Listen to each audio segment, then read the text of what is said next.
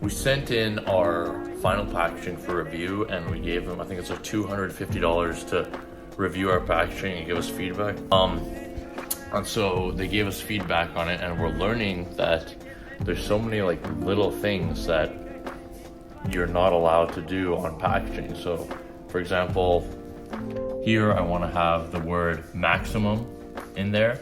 Apparently maximum is not acceptable. You can't use that word on your packaging. Consume, so I wrote recommended consume with 250 milliliters of water. I didn't think that I would have to say exactly how many gummies equates 250 milliliters worth of water. So it's one serving size, which is 15 gummies. So that's something I'm gonna have to word. It says consult your licensed physician before using. That's something that all supplement packaging has to have. And we already have that, we just didn't put the, apparently you need to have the words warning first in front of it.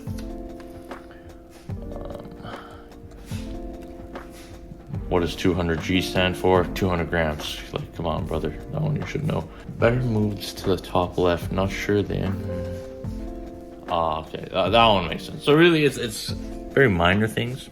It's nothing it's not gonna set us back at all. It's just like, I'll go in, I'll edit these little things, send it back to them for another revision. So yeah, that's one of the steps here that, you know, we have to go through. So this is like behind the scenes of what our final product bag is gonna look like. So that's behind the scenes. I'll come in afterwards. I'm gonna finish that bear costume right there, and then maybe I'll even put it on and give you guys a little show you what it is. Another thing I want to show you guys after is the things we're planning on doing for in-person sample distribution. So I kind of want to make it fun. I don't want it to just be, here's a sample, like I did with another brand. I used to work for that brand, and it would be like, here's a sample, have a nice day. So it was kind of like people would be like, oh, free sample, thanks.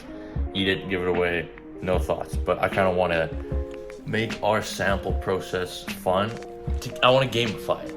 You know those spin wheels where it's like, pew, one of them hits and it's like, do 1 pull-up for a sample, or do 5 pull-ups for a sample. And honestly, even if they can't do the pull-ups, as long as they try, that's admirable. Here's a sample. If you could fill out this little survey thing after you have tried the sample, like that would mean the world to us, just because we want that feedback. So that's kind of what we're going for right now. That guy right there, you know, the little spin wheel thing. I want it blue, so I'm gonna have to DIY a little bit of blue on there, but that'll be at the little table booth thing that we'll have. Yeah, it's all coming together. There's a vessel on the back. Like, look at the, so look at the feet. I really liked how you made the video, right, for that, but it's just still, that's not like TikTok theme. That's more cinematic theme, like on a personal thing. So the thing is, like, when we upload on like all of our social media things, our content is like a certain style. So it promotes it to people who are like in that certain style. We've done this before. We've posted videos where it's like, we'll do 10 skits and then we'll post 2 or 3 in-person talking ones, and it gets sent out to those same people because it's like, oh, they already like this, let's show it to them again. It doesn't do well at all. And it just, the traction goes down like 80%, even more. It's because I tried to make it very eye-catching. I liked it. So I was hoping, like, I know it's not conventional, but like at the same time, like, some of the best advice is also not to do what everybody else is doing. I feel like it's a fine line between those. For Yeah, sure. it's definitely hard to pick, because even like Rick was saying the same, like the opposite today. He's like, look at what your competitor's doing, copy it, but put your own spin on it. But then again, that's like totally the opposite of what we're saying. So it's hard to like know really who to listen to. What is this thing?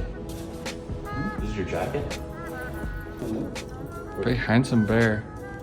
Okay, welcome guys. I'm gonna take you through a little quick leg day, nothing too crazy. I think I'm only gonna do maybe 3 exercises because I'm a little short on time here. But so I'm walking in the fitness world. I'm gonna usually start with a little bit of a warm up. So right now I'm really into the Stairmaster, but sometimes I'll do like incline trip. So me and Ilya are both kind of on the road to recovery when it comes to our knees. I also got ACL surgery done, I think a month after he did. So we're a little over 10 months out. So I like to start all my leg days just with some warm up.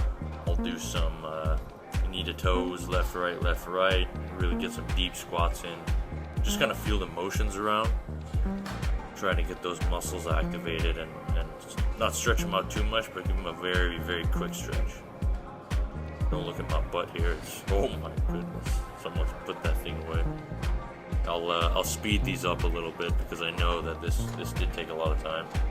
I like to really go through the motion just because I've had injuries before and I don't want to go through them again. I think I skipped over my warm-up sets, so I mean this is still a warm-up, but I think I did with 30, then 60, then 90 per leg. Then I'll jump to a 120, and this is where it starts getting a little bit heavier, and I'll try to go for 10 reps per leg. I do like to take my shoes off with these because I feel a little more grounded, and the raise on the shoes just will maybe make me fall over. I've had it happen, and it's a little embarrassing, so I don't want to talk about that right now. I also skipped over the 70s, so what is it, 140 that I did per leg, and I'd count that as a working set as well. And this is going to be my heaviest set, I think, so around 180 per leg. Nothing too crazy, at least in the realm of fitness. Let me speed this up a bit. I try to go for 6 to 8 per leg, and whatever number I get, I try to keep it even on both sides. I do have to take a pause on the left side because that is the surgery leg, but as long as I'm getting my 8 reps in, then I think that should be okay. But you can really see me struggling. And here we go. We're going into the next exercise. This one is an absolute killer for those of you that don't know Nordic curls. So we found a little. We managed to do this on a ab crunch sort of bench. So we put it on a decline just so our feet can just tuck in behind it. I think Ilya joins me on this one. As you can see, the goal is to kind of go down as slow as you can, just so you feel all the tension on your hamstrings, and then when you're going up, you can give a little push if you need it. At the end, you're going to need it after 10 reps. You do have to push yourself up, unless you're some freak of nature. If you are, then you should start doing these weighted, honestly. Ilya tries here with the band just to help him out a little bit, but I think he realizes that it's not really something you can do on this. And, I tell him, relax, dude, don't get so angry. He's like, okay. So you can see Ilya just really, he's struggling a little bit on this one. He really has to push up. I think it's kind of funny, but I want him to succeed in the recovery, because I know we're both at different paces. I got my strength back just a little bit faster than he did, but his mobility is a little bit better than mine. I know he can already touch his heel to his butt, and I know that's 5% away from that. You know this is hard because if you look at our faces, you can see we make the absolute ugliest faces that anybody can make. Don't mind any of that. There's some horseplay right there. I'm making sure he really gets his reps in. So if you make that ugly face, you know you're working hard. And I happen to be making that ugly face all the time, and I think my face is just ugly. So there's nothing right. Yep, there you go. Try not to look at it if you can. Here you can see I'm just trying to go down really slow with that negative on my hamstrings with the 25-pound plate, and then I'll drop it at the bottom, come back up. I think I only do this for about 6 reps, and then I finish it off with 4 more reps of no added weight. I think we're just going to switch up the angle here just so you can kind of see Ilya really do it. You can keep your back as straight as possible, but I find that puts a little bit more tension on the lower back. So this slight dip in the hips does help a little bit. Okay, last exercise today. This one is a little bit different. Again, most people won't do this because you need an attachment for it. And me and Ilya went out of our way to buy it off Amazon. So it's reverse squat, or you could call them kind of like a hip pull. So you're going to put that weight in and you're going to drive your knees up to your chest as high as you can go. We usually like to do around half our body weight for around 20 reps, so about 100 pounds.